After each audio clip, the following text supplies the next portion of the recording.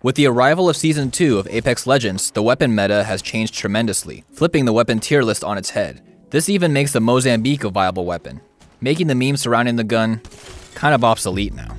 Ouch, baby. Very ouch. We'll go over the overall changes first, then go into our opinion about the meta in general. The biggest change so far are the two new hop-ups introduced.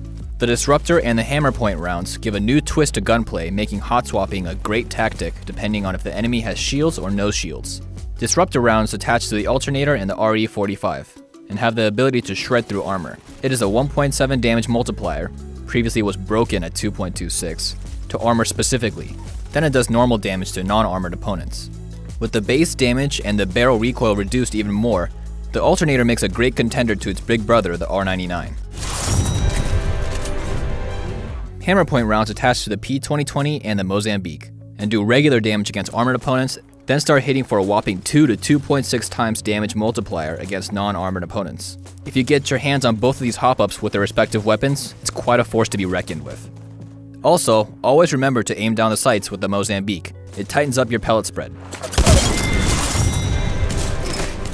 The brand new weapon, the L-Star, is a heck of a weapon as well, but the high recoil and the bright energy rounds may make it hard to see the enemy. Remember to try and feather your trigger halfway through the clip so you don't overheat the weapon. The Flatline received a simple damage buff. While it doesn't make it the best gun in the game, it's not something to scoff at, and it can tear through enemies quickly as long as you can control its high recoil.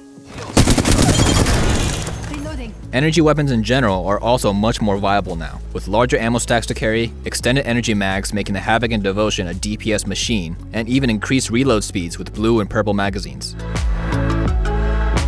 Shotguns have also been balanced out, not in firepower but in carry capacity. With the previous 64 shotgun rounds per stack, it would usually be able to carry you through the game, leaving tons of room for other goodies in your bag. With a cap of 16 shots per stack now, this may make the Peacekeeper a more viable option than the EVA 8, just because it chews through less ammo. With the previous longbow buff, choke charge time reduced for the triple take, and Kraber damage buffed even more, all snipers are rising in overall value and add a lot more pressure in long-range fights. In our opinion, every gun has a place in the meta now, but the RE45 and the Alternator with the hop-up seem to rise slightly above the rest, even after the nerf, with massive damage output at close and medium ranges. There used to be a more distinct ladder from stronger to weaker weapons, but with these newest updates, it's more about better positioning, outplaying your opponent, and playing with your current weapon's strengths.